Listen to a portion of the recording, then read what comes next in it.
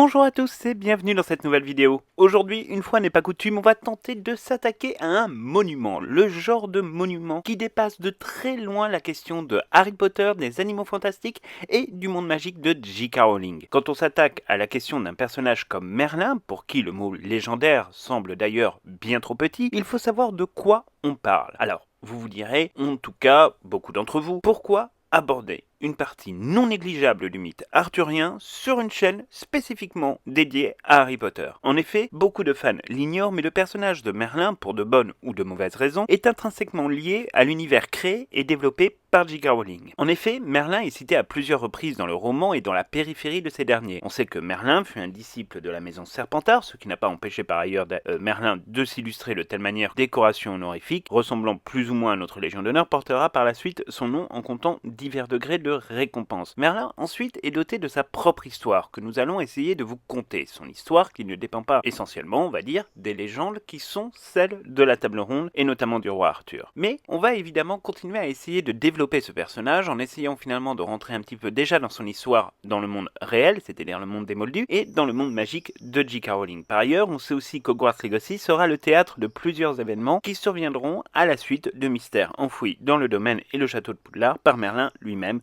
Mais ça, évidemment, on en traitera dans une autre vidéo que nous vous sortirons probablement la semaine prochaine. En somme, en tout cas, rien d'étonnant à ce que Merlin soit présent dans le roman de J.K. Rowling. Pourquoi? Tout simplement parce que Harry Potter et plus largement l'entièreté du monde magique créé par J.K. Rowling trouve de très nombreuses inspirations dans les écrits médiévaux européens et dans certaines légendes qui ont depuis fait 1000 fois le tour de la planète. Alors, on vous coupe tout de suite si vous êtes tenté éventuellement de venir crier au plagiat, car évidemment c'est à la mode de dire que Harry Potter a été plagié par J.K. Rowling. Il n'y a là absolument aucun plagiat, d'autant plus que Merlin est un personnage de fiction qui aujourd'hui a eu finalement bien plus d'existence et d'identité que n'importe quelle autre légende sur Terre et que n'importe quelle autre légende au monde. Donc ça règle finalement un petit peu cette question-là. J.K. Rowling a inclus dans son récit un personnage probablement inédit dans sa forme, mais dont l'histoire mériterait effectivement d'être beaucoup plus racontée. Il faut savoir quand même que le personnage de Merlin, tel que nous le représentons à travers les diverses incarnations de ce personnage dans des supports visuels ou dans des supports littéraires, n'a probablement absolument rien à voir avec le personnage qui est peut-être à la toute base de l'inspiration qui a mené à la création de la légende arthurienne. Car, en effet, en dehors d'être un personnage de fiction véritablement adulé et adoré par des générations et des générations de lecteurs ou de spectateurs, il est fort possible qu'un personnage pour le coup bel et bien réel, un personnage historique donc, ait largement contribué à la création du Merlin que nous connaissons aujourd'hui. Cependant, avant de nous exprimer sur le Wizarding World et sur ce qu'apporte finalement Merlin dans ce contexte-là, on a eu envie de faire un petit peu d'histoire avec vous et de revenir sur ce qui a créé ce mythe si puissant, car cela sera utile pour notre analyse ultérieurement. Souvent, des fans hurlent à l'incohérence historique sur la présence de Merlin dans le contexte du monde magique de J.K. Rowling.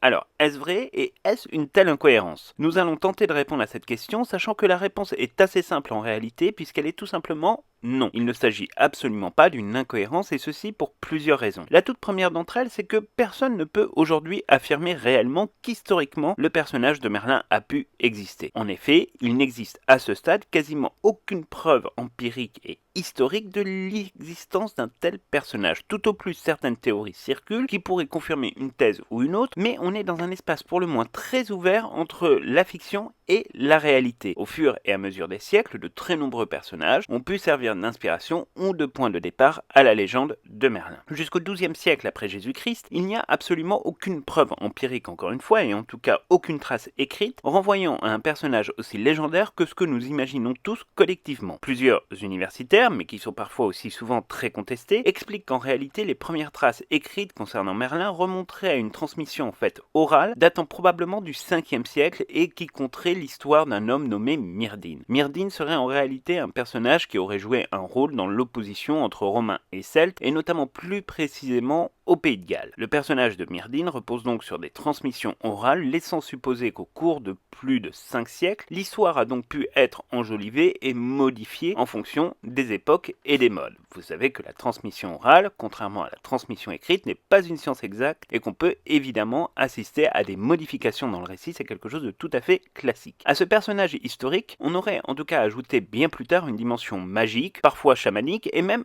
druidique en fonction des époques. En réalité, on peut y voir là l'injonction de plusieurs cultures, car n'oublions pas que ce que nous connaissons aujourd'hui comme étant très grossièrement le Royaume-Uni était un territoire en tout cas qui était soumis durant cette période et des influences culturelles très antagonistes qu'on pourrait résumer assez rapidement entre les influences nordiques, des influences celtes, des influences romaines, donc latines, et des influences chrétiennes. Autant dire que c'est une époque où les faits d'armes et où les épopées ont le vent en poupe pour construire une certaine identité, tout du moins une certaine identité qui permettrait de créer quelque part une forme d'unité nationale. On croit donc savoir que le personnage de Myrdhinn remonterait au 5e siècle, mais pour beaucoup d'universitaires spécialisés sur la période médiévale et également sur la légende arthurienne, en réalité Merlin serait une création complète et totale de clercs catholiques qui auraient assemblé en réalité plusieurs personnages dans un seul en le dotant de quelques attributs celtiques et notamment de légendes lui prêtant des pouvoirs, et on viendra même faire de Merlin finalement un chrétien converti dans la foulée, histoire de donner des raisons supplémentaires aux populations locales de se convertir elles aussi. Cette vision, elle est aussi contestée par d'autres historiens qui parlent de citations de Myrdhinn dans des manuscrits remontant à des périodes historiquement bien antérieures mais qui ont désormais totalement disparu, ce qui rend finalement ces affirmations-là quand même un petit peu difficiles à croire. En tous les cas, on se met plus ou moins d'accord sur l'existence orale et donc supposée d'un point de vue réel d'un individu qui aurait été connu éventuellement sous le nom de Myrdhinn. Des branches dissidentes existent et voient notamment également un autre personnage qui aurait pu inspirer aussi le Merlin des temps modernes en la personne d'un certain Ambrosius Aurelianus, dont on retrouve là pour le coup une trace écrite en provenance donc de Saint Gildas et qui aurait été en capacité d'accomplir des prophéties particulièrement pertinentes, mais aussi aurait été un combattant connu et reconnu de cette période historique. En somme, il est donc très difficile d'affirmer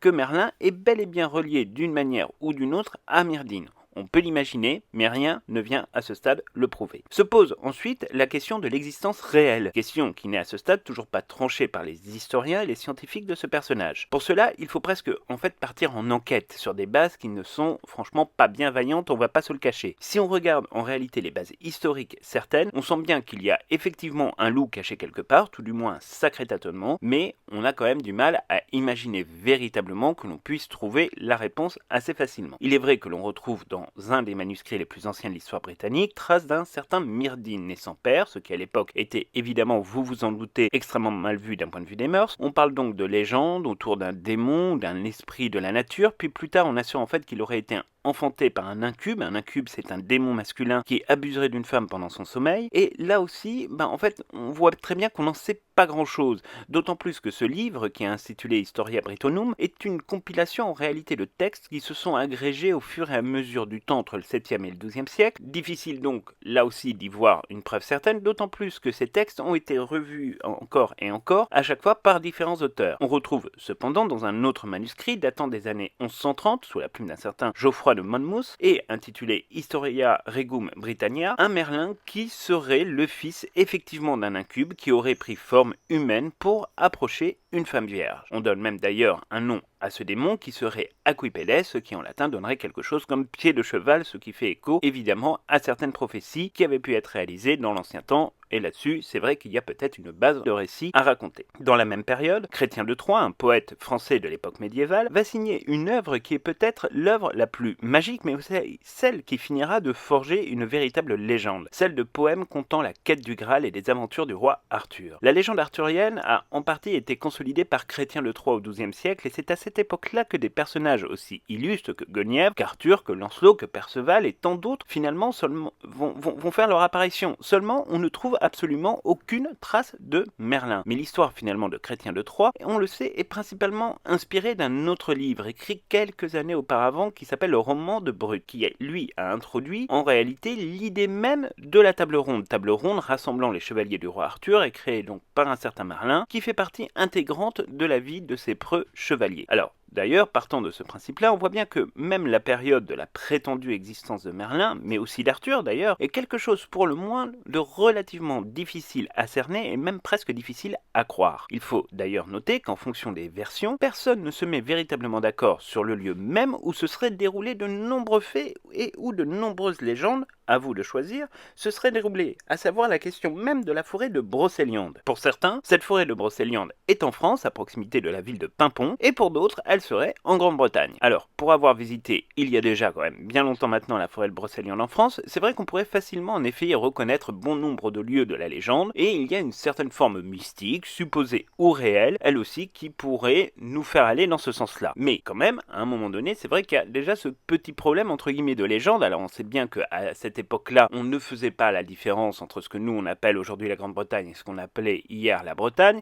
Donc on peut imaginer effectivement qu'il y a des confusions, on peut imaginer aussi qu'effectivement les lieux qu'on trouve dans la forêt de Paimpont, qui est donc cette forêt de Brocéliande, peuvent laisser effectivement penser que se sont déroulés des faits là-bas. La seule difficulté, c'est que d'un point de vue purement scientifique, la datation entre guillemets des différents éléments que l'on peut trouver sur place remonte à des périodes largement antérieures, même aux premières évocations de Merdine au 5e siècle. Donc on est vraiment là aussi entre guillemets sur un grand mystère. Bon, et puis après, merde, hein, on est français, donc on va dire que la forêt de Brocéliande est à nous. Pardon pour cet excès de chauvinisme, mais on se rapproche du 14 juillet, ça nous met toujours un petit peu en émoi. Bref, on arrête ici la blague, mais partant du principe qu'on ne sait rien ou presque rien de l'existence ou non de Merlin, de la véracité de sa légende ou non et de sa période d'existence supposée, il est quand même extrêmement difficile d'affirmer que J.K. Rowling commet donc une certaine forme d'incohérence temporelle dans son récit. Il n'y a rien de bien choquant à mettre Merlin à Poudlard, et en tout cas rien de plus choquant que de le mettre par exemple dans le célèbre et fabuleux dessin animé de Merlin l'Enchanteur réalisé par Walt Disney il y a maintenant presque 50 ans. La légende de Merlin, et par extension celle des Chevaliers de la Table Ronde, est un merveilleux réceptacle pour créer de nombreuses histoires, pour voyager, pour rêver. En somme, c'est exactement le même rôle et le même objectif que celui de Harry Potter à l'époque moderne, même si on pourrait disserter aussi, pourquoi pas, sur le rôle politique des légendes arthuriennes qui sont venues par exemple renforcer la légitimité du roi Henri II de Plantagenet, mais ça c'est une autre histoire, faut pas nous brancher là-dessus parce qu'on pourrait y passer des siècles et des siècles, et notre chaîne n'est pas une chaîne d'histoire, donc du coup là-dessus on va pas en parler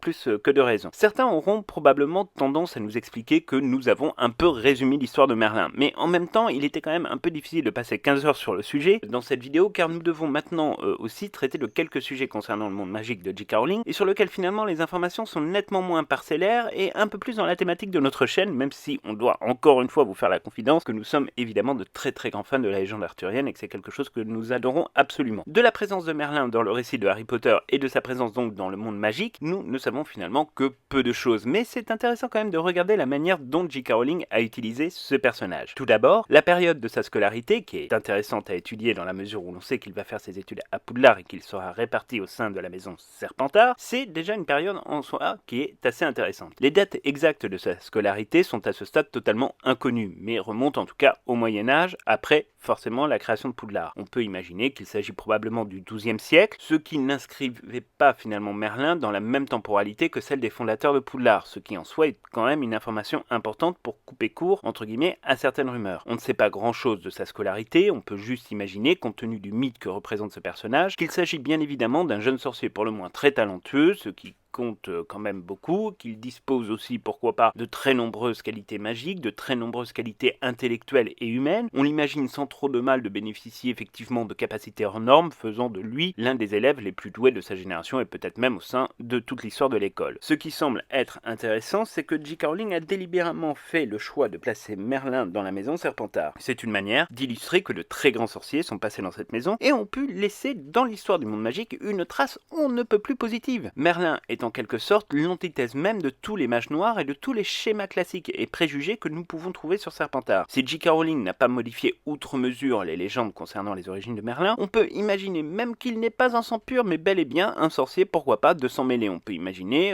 que son père était un sorcier, lui aussi au pouvoir prodigieux, ce qui viendrait, pourquoi pas, caler finalement avec l'histoire, tout du moins la légende, qui serait celle de Merlin, né d'un incube. On pourrait imaginer que la question du démon ait été remplacée à l'époque Moldue par un sorcier et que, effectivement, comme les sorciers de toute façon au Moyen-Âge étaient perçus comme étant des démons, ça permet finalement de faire le lien là-dessus. Il y a une idée qui franchement est plutôt intéressante. Alors d'ailleurs beaucoup pensent aussi qu'il pourrait y avoir un lien de parenté entre Salazar Serpentard et pourquoi pas Merlin. Alors c'est difficile de répondre par l'affirmative à cette question ou même par la négative. Cela nous semble possible d'un point de vue strictement généalogique, mais cela quand même voudrait dire aussi que le père de Merlin par exemple serait donc issu d'une branche Serpentard ou d'une branche des Gaunt qui serait donc déjà dissidente vis-à-vis des principes de la maison Serpentard, puisque l'ascendance de Merlin pourrait donc être une ascendance de sang mêlé. Le fait est en tout cas que Merlin n'a jamais été désigné de nulle part avec un nom de famille et n'a jamais été relié de près ou de loin à aucun support à Salazar Serpentard finalement. Par ailleurs, nous n'avons absolument aucune information qui nous laisse à penser que Merlin dans le monde magique de J.K. Rowling bénéficierait de la capacité à parler au serpent. Alors on sait que dans la légende finalement de Merlin, on va dire historique de Merlin l'Enchanteur, il y a beaucoup de faits qui laissent à penser qu'effectivement il avait soit la capacité de se transformer en animal, soit effectivement de converser avec les animaux.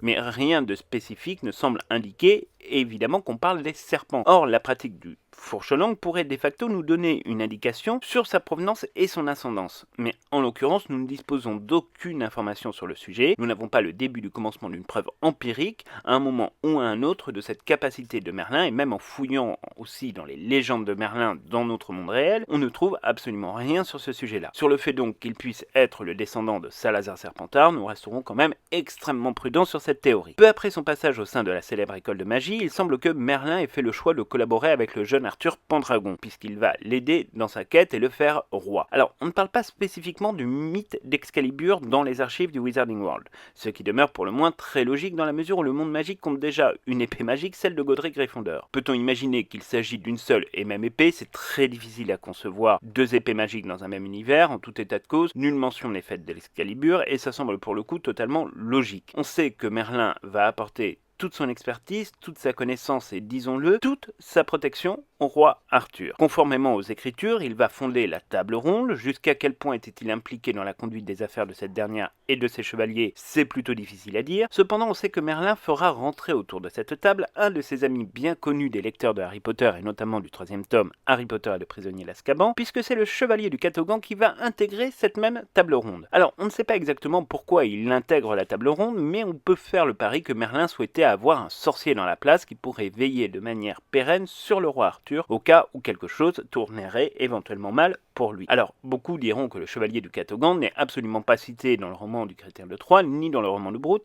ni non plus dans aucun des récits de la table ronde et de la légende arthurienne. C'est tout à fait vrai, mais à cet argument, J.K. Rowling a fourni une explication totalement crédible. Et l'explication, en fait, c'est que le personnage avait été oublié dans la version moldue, mais continuait d'être présent dans les récits faits aux enfants du monde magique. Ceci explique notamment pourquoi Harry Potter ignorait l'existence et l'histoire de ce personnage pas tout à fait comme les autres, puisque nous ne le connaissons que sous sa forme de tableau. Cette dimension est d'ailleurs très intéressante dans la mesure où l'on assiste en réalité à une réédition finalement de la difficulté de la transmission à travers le temps des légendes qui entourent Merlin et la table ronde. Si l'histoire a survécu dans une version plus complète dans les récits écrits du monde magique, les manuscrits moldus, eux, sont nettement plus parcellaires. On constate d'ailleurs aussi, avec un certain délice, qu'une fois encore, il existe une part non négligeable de différence entre l'éducation culturelle donnée aux enfants moldus et celle donnée aux enfants du monde magique, mais ceci est un autre sujet qu'on pourra éventuellement aborder sur notre chaîne. On ne connaît pas exactement quelles sont les capacités magiques de Merlin dans le monde des sorciers. On ne connaît pas non plus exactement quels furent ses faits d'armes, mais à tout le moins on sait que ces actes auront une telle résonance sur l'histoire du monde magique qu'on finira par créer une distinction honorifique à son nom, le fameux ordre de Merlin. De son nom officiel, le Grand Ordre de Merlin, on sait qu'il est remis par le Magen Maggot à des sorciers qui se sont particulièrement illustrés. Alors on sait également qu'il y a 3 grades, celui de première classe qui est attribué à des sorciers qui ont fait preuve d'actes de bravoure exceptionnels, celui de seconde classe pour des accomplissements extraordinaires et enfin celui de 3e classe pour des sorciers ayant contribué au savoir et à la culture au sein du monde magique. Alors, comme toute distinction honorifique, il faut savoir qu'elle est remise par les autorités du monde magique et par définition n'est donc jamais du goût de tout le monde. On sait d'ailleurs qu'Albus Dumbledore sera par exemple nommé commandeur de l'ordre après son combat contre Gellert Grindelwald en 1945, ce qui correspond évidemment à une décoration de première classe. Norbert Dragono sera décoré beaucoup plus tard de l'ordre de Merlin, seconde classe. Par la suite, de nombreuses personnes que nous croisons dans Harry Potter seront eux également décorés. C'est le cas notamment de Peter Pettigrew, de Remus Lupin, de Gilderoy Lockhart et de Minerva McGonagall. Il en sera de même aussi pour Arcturus Black et pour Cornelius Fudge d'ailleurs. À notre connaissance, ni Harry, ni Ron, ni Hermione n'en ont bénéficié suite aux événements de la bataille de Poudlard, ce qui reste, entre guillemets, un point d'interrogation, mais ça demande peut-être quelques précisions. Pour en revenir au cœur de notre sujet, et donc à la place de Merlin dans le monde magique de J.K. Rowling, on sait qu'il combattra durant des années la fée Morgane, à l'instar de tout ce que nous connaissons effectivement dans le cycle arthurien. Dans notre monde, Morgane est une sorcière irlandaise, point intéressant, et qui est une très grande adepte de la magie noire. Autre point intéressant, on sait qu'elle est dotée d'un très grand pouvoir et qu'elle est en capacité de rivaliser elle-même avec Merlin. Alors, on ne sait pas exactement d'ailleurs d'ailleurs comment se terminera le combat entre Merlin et Morgane. La seule chose certaine, c'est que Morgane aura, elle, une descendance et que cette descendance ira même jusqu'au XVIe siècle, puisqu'un certain William Serre épousera une certaine Rionac Gaunt. Ainsi, Morgane n'est pas non plus, elle, une descendante de Salazar Serpentard, mais sa propre descendance croisera celle du fondateur de Poudlard. Tous deux auront une fille, Isolde, qui plus tard fondera Ilvermorny, l'école de sorcellerie et de magie d'Amérique du Nord, dont nous vous racontions la genèse dans une vidéo que vous pouvez retrouver sur notre chaîne sur l'histoire effectivement de Ilvermorny. Isolde, on le sait, aura une descendance avec 2 filles naturelles, mais qui n'auront pas d'enfants, scellant ainsi définitivement le sort de la branche irlandaise des Gaunt, et donc la descendance également de la fée Morgane par la même occasion. Pour ce qui concerne Merlin, nous n'avons absolument aucune trace quelconque de descendance, pas même le plus petit indice. On sait juste qu'il est mort à l'époque médiévale et que l'emplacement de sa tombe demeure encore aujourd'hui un véritable mystère. Mystère d'ailleurs également sur sa baguette magique, dont on croit savoir qu'elle était conçue en bois de chêne anglais, mais là aussi nous n'avons aucune confirmation stricte de cette information. L'histoire de Merlin et plus largement de la légende arthurienne est donc, vous l'aurez compris, très étroitement liée à l'histoire même du monde magique de J.K. Rowling. Si Merlin semble avoir laissé une empreinte importante sur le monde magique, d'autres éléments finalement de sa légende se sont glissés au fur et à mesure au cœur des livres et des films de la saga Harry Potter. Pour récapituler assez rapidement, on a donc ce fameux ordre de Merlin, distinction honorifique encore une fois, mais si son nom a été donné à cet ordre, c'est quand même pour une bonne raison, mais à ce moment-là, laquelle? On a également la fée Morgane, dont la descendance croisera celle de Salazar Serpentard et sera à la base de la création d'Ilvermorny.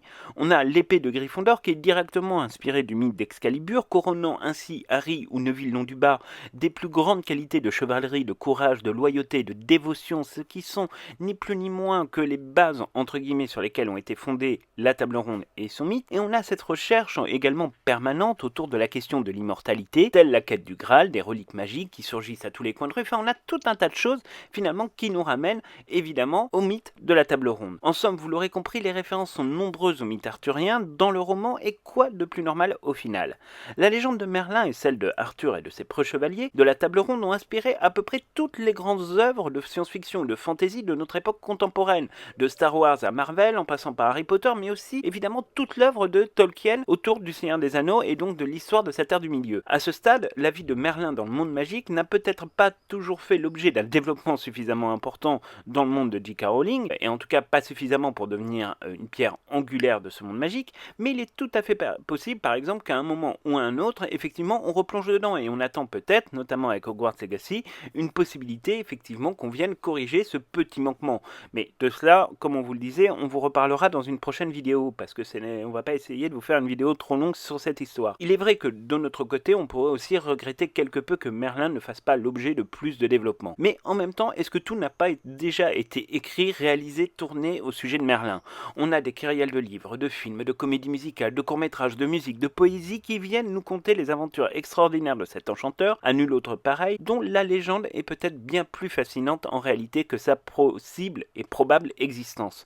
La place de Merlin dans le monde magique de J.K. Rowling n'est peut-être pas déterminante, mais elle est sous-jacente finalement à l'existence même du monde magique, et c'est peut-être mieux ainsi, et c'était peut-être plus original effectivement de fonctionner un peu avec cette forme de mystère autour de la personnalité de Merlin dans le monde magique de J.K. Rowling, et c'était peut-être aussi une manière finalement de ne pas tomber dans un schéma classique de facilité où on reprendrait tout le mythe arthurien pour effectivement le réinjecter dans Harry Potter. Ça là-dessus pour nous c'était quelque chose qui était assez intéressant. Alors on aurait pu continuer évidemment à vous faire un certain nombre de références, notamment par exemple sur l'ordre du Phénix, qui n'est ni plus ni moins que la question même de la table ronde. On aurait pu évidemment aussi voir les épreuves qu'a pu passer Harry Potter au fur et à mesure de sa vie, qui sont ni plus ni moins aussi que les épreuves qui ont attendu Arthur et ses preux chevaliers sur la quête du Graal. Enfin, on aurait pu vraiment pousser entre guillemets le sujet très très loin. Mais c'est vrai que Merlin a donc toujours été finalement sous-jacent à l'histoire même de Harry Potter, toujours avec une discrétion absolument phénoménale, et beaucoup plus d'ailleurs dans tout ce que nous pouvons voir aujourd'hui effectivement à la télévision et qui est inspiré du mythe arthurien. Quand vous prenez la saga Star Wars ou encore une fois par exemple la saga Marvel, pour ne citer que deux de ces sagas les plus connues, bon, quand on voit l'ordre des Jedi, ça semble assez évident qu'il y a une espèce de croisement entre le mythe arthurien et l'ordre du Temple. Enfin, tout ça est assez clair, est assez net. Il y a eu véritablement tout un tas de choses qui se sont inspirées de cette quête, avec ces épées qui sont complètement incroyables. Là, on parle en l'occurrence de sabre laser. Pareil dans Marvel, finalement, toute la construction qui a été celle des comics et qui est celle également du Marvel Cinematic Universe repose repose également sur cette idée finalement qui était celle de Chrétien de Troyes, c'est-à-dire de faire un feuilleton. On est vraiment dans la logique de faire un feuilleton avec des personnages qu'on fait revenir de livre en livre. Là en l'occurrence c'était de bande dessinée en bande dessinée puis de film en film, mais c'est toujours le même schéma narratif finalement qui revient comme celui qu'on a pu découvrir dès le XIIe siècle dans les différentes aventures qui a été celle de la table ronde, d'Arthur Pendragon et évidemment de Merlin.